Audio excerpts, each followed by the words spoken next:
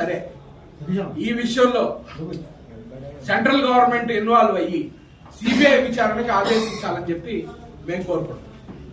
2,500 కోట్లు అధికారుల దృష్టికి కాదండి, కోర్టే ఆదేశించింది.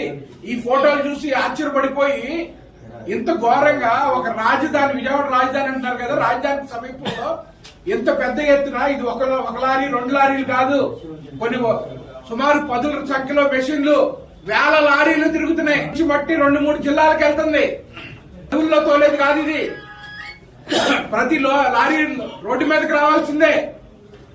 విజిలెన్స్ డిపార్ట్మెంట్ ఏం చేస్తుంది, పోలీస్ డిపార్ట్మెంట్ ఏం చేస్తుంది, రెవెన్యూ డిపార్ట్మెంట్ ఏం చేస్తుంది, మైనింగ్ డిపార్ట్మెంట్ ఏం చేస్తుంది?